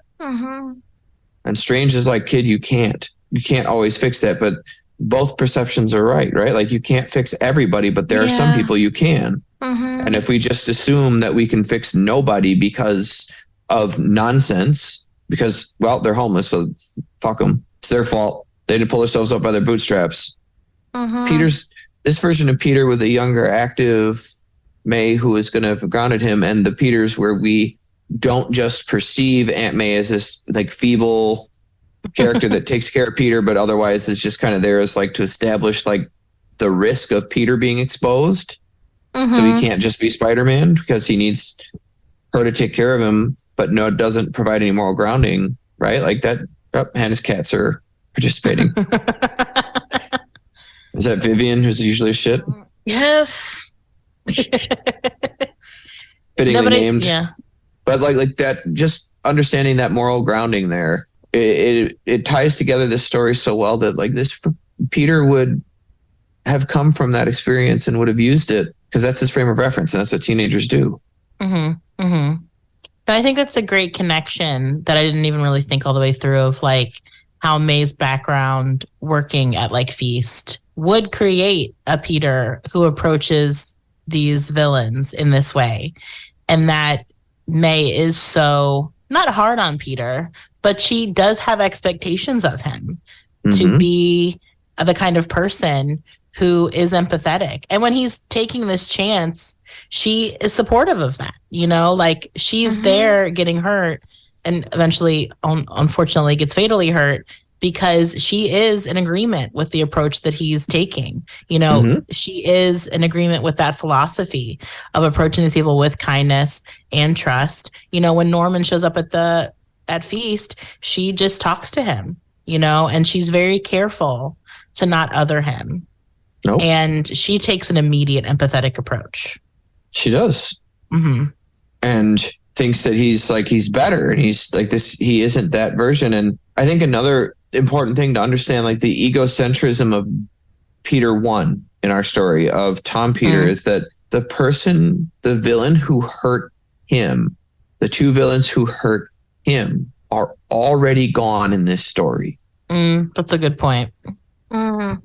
He has no direct context for who these villains are. He just sees them as people, which speaks to both sides of it. This movie is so good at like speaking to subtleties of like the duality of things. But looking at the balance points of that, Peter doesn't understand what they've done. He doesn't understand who Electro is. He doesn't understand who Doc Ock is, or who the Lizard is, or the Sandman, or any of these things that they have done. The Sinister Six means nothing to him, but to the other Peters it does. And Strange can see through all the universes, so he knows. Mm-hmm. But watching them have to reconsider their own empathy and dial back and remember that two of these people were your mentors.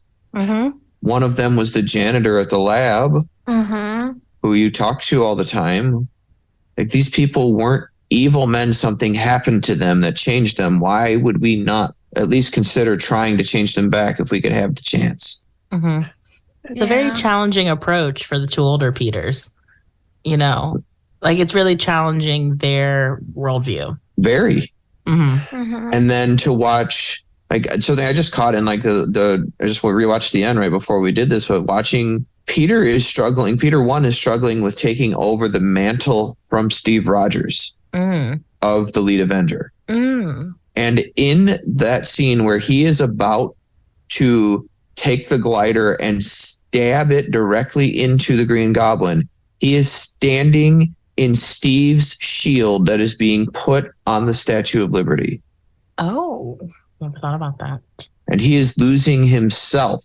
And it is Peter 2 that steps up and stops him and like grounds him from violating what would ultimately be his mission, is to take over from Steve Rogers, Captain America, and to execute someone within the shield of Steve Rogers who would have never done that.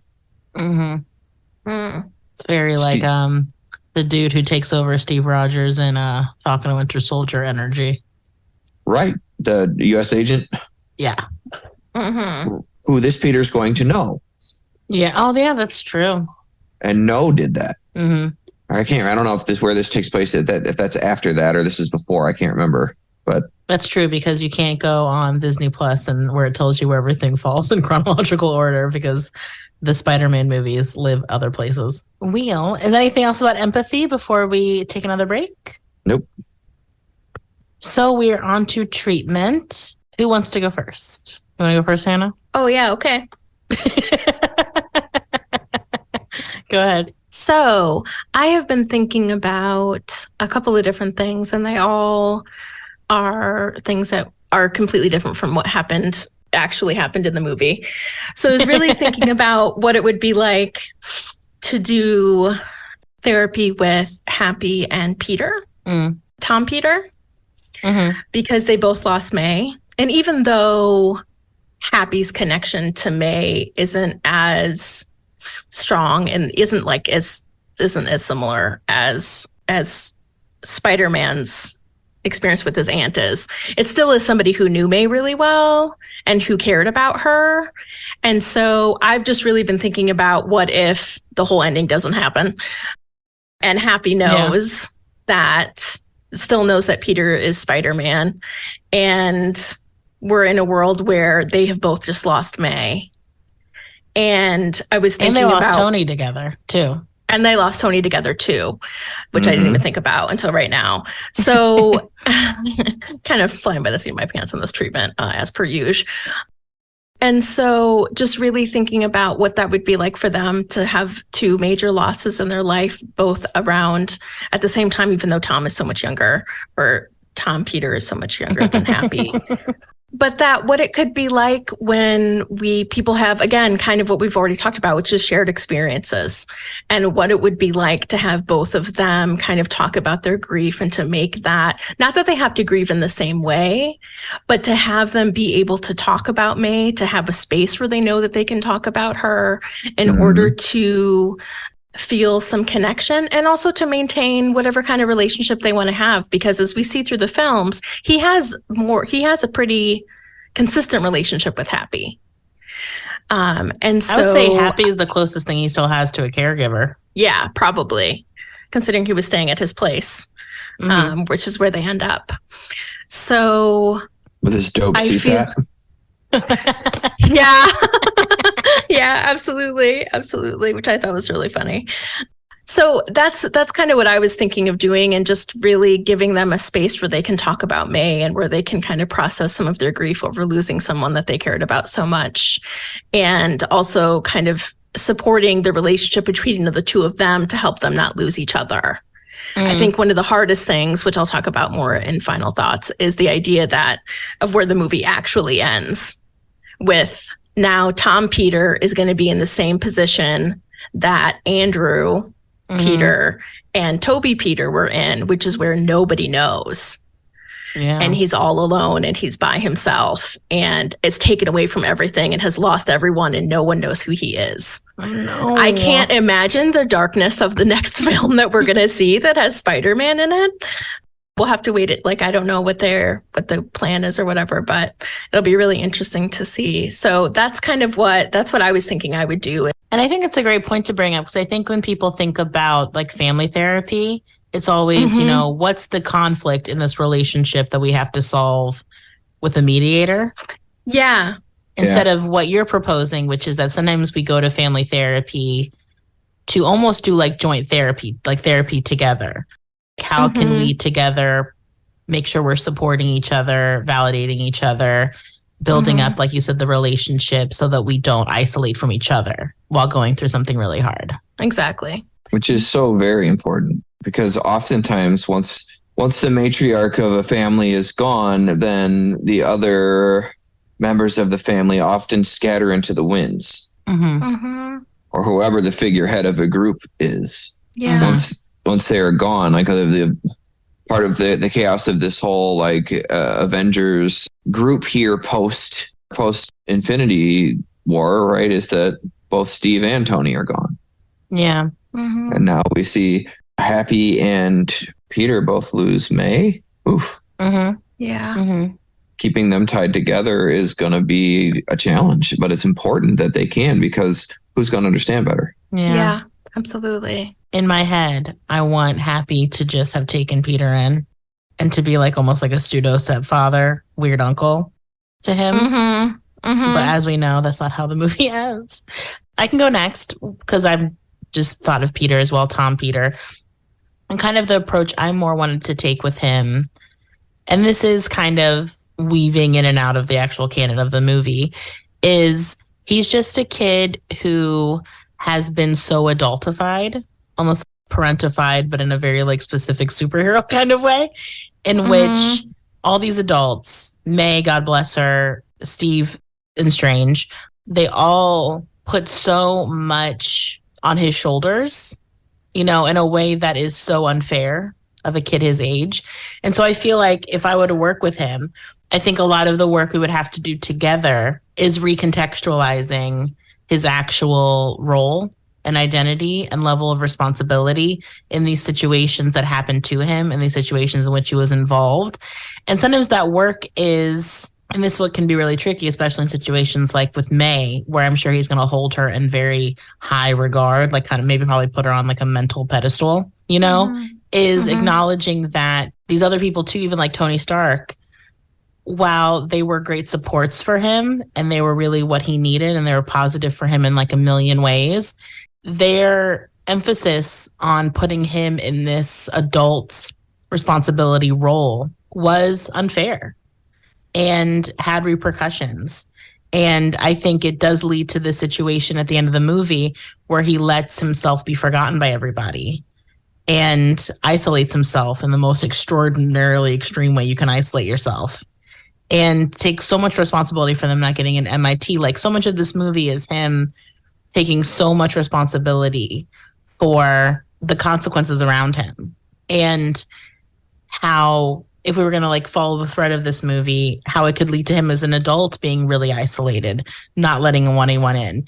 And so when I work with adults who have been like parentified as a kid or as a teenager, you have to do a lot of recontextualizing those behaviors, forgiving yourself for not being able to pull off that stuff when you were that age really well, or as well as an adult should have.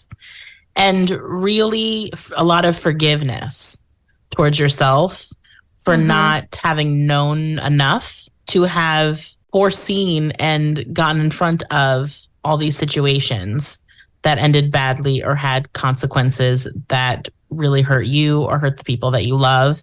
Like I said, it's hard to do that work sometimes. Well, it's always hard to do that work, but what can be hard to do that work is you have to also reconcile how the adults in your life that maybe you really revere made their own mistakes in terms of how they modeled and bestowed responsibility onto you and did not maybe protect you as much as you should have been protected or encouraged and upheld boundaries. I would imagine with him, that's the work I would like to do, because when I work with teenagers or young adults, or like I said, even much older adults, they can be so hard on themselves about these situations they were put into it very young. And it can really create a huge part of their identity that they then have to reckon with later. Like really negative stuff. Like when I work with people older, they'll be like, well, I'm a failure. Just whatever. Just really negative self-talk can be traced back to these situations when they were really young, in which they were maybe given too much responsibility. They were just given a level of expectation and autonomy that was age inappropriate.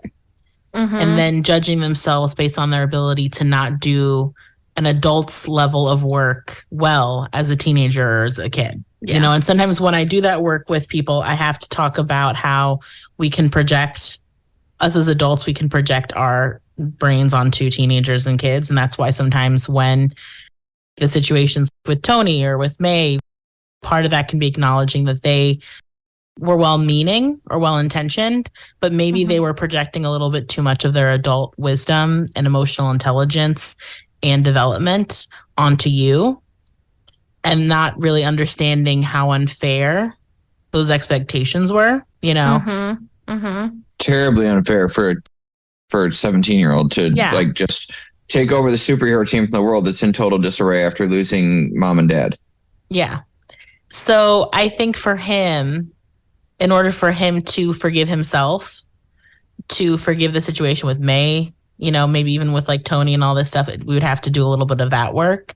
And that takes, like I said, a lot of rapport building with me and the client, because I can't just come in hot and be like, wow, it sounds like Tony or sounds like May were real pieces of work who really unfairly threw things at you. Like, what a bunch of dicks. You really have to slow kind of get there where it's which is where when people get older, that can work a little bit. And like, it's like almost like the Toby and the Andrew versions of Peter, where now that they're older, you can be like, if you had a 17-year-old in front of you, how would you feel about giving them the level of responsibility that you were given? Because now you know how young 17 is. Yeah. And how crazy young that is. And it's kind of makes me think of, I'll keep this short so I'm not too tangential, but when people are in relationships as teenagers with much older people and they think that they are mature enough to be in relationships with like 25-year-olds, 27-year-olds, that kind of thing. And then when they're that age, they look back and they're like, fuck, 17 was young. And I can't, and I, now that I know what 17 looks like from an older person's viewpoint, I can't believe that I was put in that adult position at that age. And I can have more empathy for your younger self that didn't have that perspective, right? I think it could also be a similar thing for Peter and the older Peters, especially now that they've seen little Peter, the younger version of themselves again, of like, fuck, I was really young. I wonder with the Andrew Peter and the Toby Peter, once they go back to their worlds, they're like, fuck, now that I've seen Tom Peter, he's young as shit. He is a kid. He's just a baby. And maybe that'll help them to have more forgiveness for themselves, even in the similar vein of, well, now I have seen my younger self and I'm like, shit, that was hardcore. I looked like a baby when all this stuff happened when I was younger. Of course, I fucked some shit up. Of course, I made mistakes. Of course. So that's the work I would like to do with little Tom Peter. All right, Ben, you can take it away. Sure. So the modality, I think it was Brittany who mentioned it, that I'm going to talk about today rather than do the typical thing. Because, my most honest answer is if I were to pick a person from this film who is most in my wheelhouse as someone to treat, it is definitely Andrew Peter. The messiest of the three Peters. I mean, let's look at the clients that I always want, the ones that I'm going to go for, the people that I want to help, the people that I train to help. Mm-hmm. I want to go in and do the deep work. I'm a very challenging therapist. I'm very empathic and kind, but I'm also come from a tree of people that will straight up cut through the bullshit and go, why are we here? You know? Mm-hmm. Why are we here? Let's do the work we're here to do. Again, I will take that at the pace that the client needs to. I'm not going to come in and be like, so you came to see me, so let me just kick you in the face with, here's the hardest work you've ever done in your life. Let's go. We're not going to do, like Brittany said, like therapy's so hard, you're done in 10 seconds. No. But yeah. the work that I want to do with the people is the work that's the most impactful and that matters the most. So that's where my brain would say the person who's quite obviously still beating himself up the most and needs to reprocess is Andrew. Just there's no doubt that Andrew Peter 3. But the modality I want to talk about a little bit more today is the peer support modality, because I work around it and in it so much. And we've even had someone who did quite a bit of work in that field on our show with Al Ferreira, who joined us for The Departed, because of the amount of that we see deployed in this movie. Peer support is a modality that does involve people being trained in how to have confidential, empathic, non-judgmental, and non-ownership taking semi-therapeutic roles with people where they go out and it's police officers and firefighters and military personnel and even other therapists to therapists, but people who go and work from a standpoint of being someone else who's gone through the same thing or could have.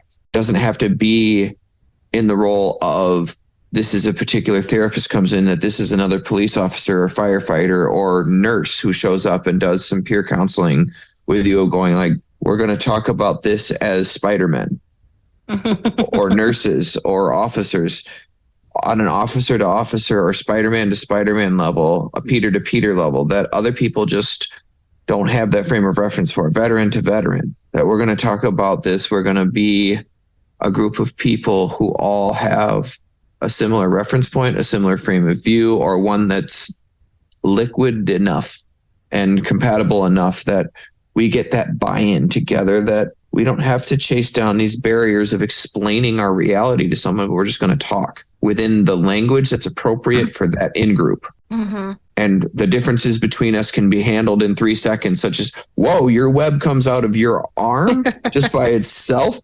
Any other places? I mean, a group of 3 dudes, particularly one being a teenager, they're like 1000% are going to ask that question. Absolutely. No questions. Like that's not anything weird, is it? But valid question. But looking at how powerful that role can be, especially once people are trained to do it, to not try to take away someone's pain, like I was talking about before, with understanding when there's guilt involved with grief, that you never try to take that away, but also you cut through the bull crap and just talk. I did peer support training from Al, which was on our show with The Departed, just in case you guys missed all of it. The peer support modality is so powerful because you get people who just know, and you come in and you already know that they just know, and you can just talk as people right away. And people open up quick, they bond quick because they already have that similar basis experience that you can't replace through other things. And this movie showed that well, that this Spider-Man and even the villains did it with each other. Yeah, in their little groups, yeah. And their little groups when they were stuck in the pods and talking about stuff that they wouldn't have listened to anybody else that wasn't a spider villain. And seeing how well that's been deployed all over the country and how more and more professions should really start doing this, I think it's valid to reinforce the idea that people don't have to be professional therapists to offer empathic support to each other in moments of need. But what we do need is people who understand the fundamental value of being seen and heard right away, and that there is such tremendous value to be offered as auxiliary support to full-on therapy that can't be replaced by other things because people need to be seen for who they are as they are and accepted, and seeing that other people just like them within groups that they have traded their whole life to become still accept them post-traumatic event, post-shame, post-guilt, that you are still one of us. And for Peter to be seen by the other Spider-Man is still a hero, still a Spider-Man, still worthy of being who he is, really got him through all this difficult stuff that he had to do, including the shameful moment where even though he doesn't have the same do not kill rule as Batman, Spider-Man generally doesn't kill. Yeah. And to see that, I think, is a powerful reminder that these real world applications can and should be done by other people, including just in professions. So I think that was a really good suggestion by Brittany, so we ran with it. Well, thank you all. All right, we'll take one last break here and then discuss our final thoughts. All right, I can just go first. I really like this movie. I really wanted to hate the fact that they were introducing Spider-Man again into the Marvel universe, of this set Marvel universe. And what I will say is Tom Holland is such a little dumpling, and he has done such a good job of like immediately ingratiating me into his version of Spider-Man. I remember seeing Homecoming and being like, well, fuck, I like this little dude. Like, I remember immediately being annoyed at how charmed I was by him because he plays such a different version of Spider-Man, like such an affable, loving little cutie pie. And so I really like this movie. I love the bringing together of all the Spider-Mans. I loved watching it in the theater when everyone knew it was coming and started freaking out. I love how emotionally intelligent this movie is. I love that this version of Spider-Man has close friends, and that so much of this movie is him being comforted by his support group and not doing the stereotypical like lone soldier bearing it all by himself, that he does cry, not in this very Wolverine screaming into the sky holding his dead loved one, right? But like he actually goes by himself and has a legit sad cry and is held by his friends and cries even more. You don't see a lot of that, if at all, in superhero stories where they are soft in a way that's like emotional and positive, in that his friends, Zendaya and the kid who plays his best friend, Ned, that they look like teenagers, they act like teenagers, they're so sweet to each other. And that when he is crying, they just immediately hold him. Like, it's such a different version of a superhero movie where there's no like status stuff going on. There's nothing about being cool. Like, can you imagine like the James Franco version, which is his best friend, and like the Tobey Maguire doing a scene like that together? It would never have happened. Yeah. You know? And so I love that there's that how we've grown societally, that we have a Spider-Man that acts like this and he has friends that act like this. Yeah. And I think it's so sweet. I will never get over, I like love, and I will never shut up about how age appropriate Zendaya specifically is. That she never looks like she's wearing makeup. She never looks like she's really done her hair that much. She's done it as much as any teenager is capable of doing their hair. That all the teenagers at their school actually look like teenagers. Especially like an A+ student getting into MIT and busy saving the world. She's not going to be thinking about looking amazing. And Zendaya is a person who we know in real life is a supermodel, pretty much, like in terms of looks and model, actual like magazine covers. So we know that this is an actress who's capable of bringing the house down in a gown. And so they still choose to dress her like a kind of insecure teenage kid. I can't get over. I love it so much that she's not made up like a Riverdale kid with contouring and all that shit. So I love like CW dramas, how these quote unquote teenagers have their face is beat to hell. That's a makeup term, Ben, where you're just a fully beat face. That if I didn't know better, I know she's wearing makeup because it's a movie, but she never looks like she's actually wearing any makeup. Right. You know, she's wearing as much makeup as the Ned and Tom, right? And so I love this movie. I've watched it a few times now. I just think it's such a sweet, funny, it hits a lot of tones in a way that shouldn't work, but it works really well. And I love that little Tom Holland as Spider-Man, and I'll probably watch every version of what he does Spider-Man. He got me. I didn't want to be got, and I really fought it, and he did it. So, because I'm going to say this right now, I don't like Tobey Maguire's Spider-Man. I'm attracted to Andrew Garfield's Spider-Man. Like, I thought he was really cute back in the day when he did it, 10 years ago or whatever. You But, just like, have such a thing for the sad boys. You just really here's the thing. She loves a it's- hot miserable. Yes, there's this trending sound on TikTok of, I think he's actually a therapist that watches shows and reacts to them. And the audio is him going, "Oh my God, he's so hot and he's so miserable." And people use it for a lot of different characters of things on TikTok. And I'm like, wow, if that's not my type, I don't know what is. In fiction. Anyway, those are my final thoughts.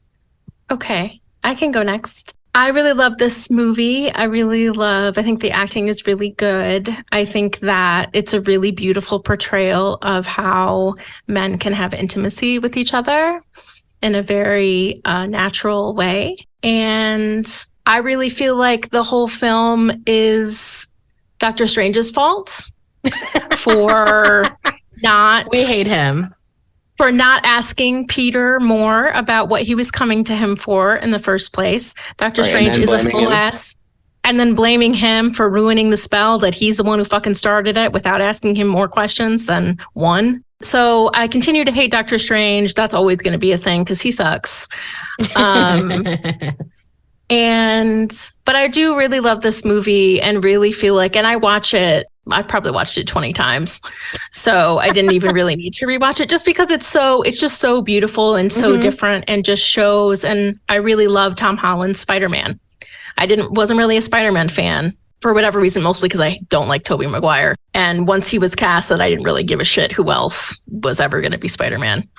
But Tom Holland got me the same way he got Brittany. And I really love this version. I really love this film. I really love what it does and the way that it talks about grief and loss and identity. I guess that leaves me.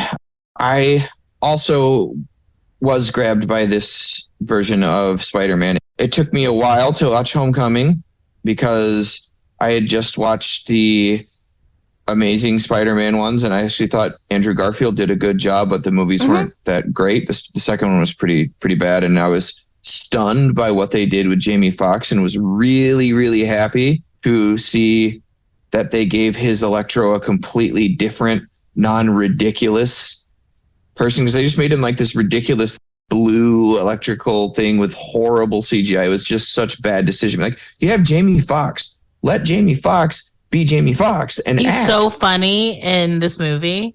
Like this version of this character, he's so funny.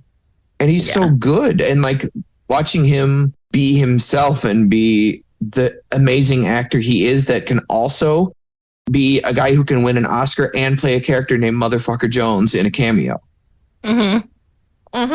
The man has range and makes everything he's in better. And seeing him get a chance to make Electro menacing, but also compassionate at the same time, of being like, he's just a guy who's not very smart, but is going like, hey, this feels kind of this. I'm not giving this up. Like, I was nothing and nobody and was no.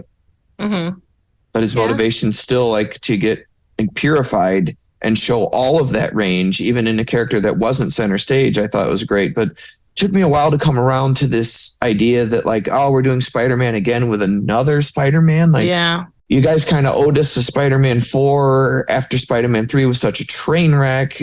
And I don't know, but man, Tom Holland is so good as Peter. Yeah. It's a little sweetie pie. He's so good and so genuine. And I really have loved what directions they've had this character follow and what they did with this story, bringing all of it in, all the Spider-Mans, and healing all of it together while healing the character in the movie. Like patching the holes in the movies, because what they did to Jamie Foxx was terrible, which is why I was harping on that. Like what they did to Andrew Garfield by just like cutting him out when he was clearly investing so much into making like a Spider-Man of the time, like a little darker, following like the Dark Knight kind of chain of like, how do we make Spider-Man but a little darker? He skateboards. This Spider-Man skateboards. It was good, but the way this movie does so many things on like a meta narrative and had this idea of how do we gestalt the hell out Mhm. of Spider-Man and fix everything? Especially this came out right after the Into the Spider-Verse, right? Yeah, so Into the Spider-Verse came out first. And because I remember seeing Into the Spider-Verse and being like, is Kevin Feige just absolutely like shitting his pants somewhere? Because this came out before he was able to do his version of colliding Spider-Mans. Maybe, but the way that they did both of these and like played on similar themes and worked these ideas in together, and Sony and Marvel came together and made this happen in a way that is emotionally intelligent and beautifully done and advances the story. Remember when we went to see this, like just sitting in this theater and being like so happy with it. This one and No Way Home, just so Far From Home, like so good. But also so funny, and the way like they work the Spider-Man jokes into it, because Stan Lee was so specific in his voice. He was so corny as an old man, even when he's in his 30s, you know, like writing these. He maintained that jokingness to it, but yet could still tell serious stories. But the way they built on that and made it modern without the like avoidance of it that would happen in the 60s, where like, yeah, by the way, your uncle died, but like you're cool Spider-Man now. Now they've worked all this angle of positive male interaction, positive mental health, positive grieving, and not just encouraging people to shut it down, and making that a model that we took our heroes. The second most popular comic book hero in existence is Spider-Man. It's Batman first, then Spider-Man. I wish Bruce Wayne could have met Peter Parker. He would have been better for it. Probably would have. But looking at how powerful the story is and how transcendent it was and how hard it hit and healed so many wounds for the characters and the audience altogether, and now reactivated possible chains to continue Spider stories in ways that are exciting. I'm all in on it, and I'm excited. So I love this film. Yay. All right. Well, on that very positive note, that's a 3 approvals across the board from all 3 of us, which doesn't happen that often.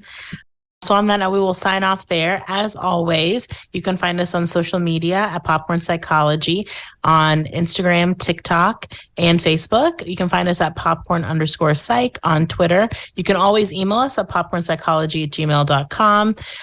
You can go on TeePublic and find us and get merch from us. You can also be a patron of us if you'd like to support us. We really appreciate that. You can find the link for that in our Instagram bio. And as always, wherever you listen to podcasts, if you can rate and review, that is the best way for new listeners to find us. And we always appreciate and read your reviews when we get them. So we always love those. And once again, if you are interested in the book that Ben has contributed to, it is Spider-Man Psychology, edited by Dr. Travis Langley and Alex Langley. And we will put, like I said, a picture of that on our Instagram so you know what you're looking for. And the Amazon link, you know. Yeah, Amazon link as well. All right. Well, we will leave you there. Have a lovely day.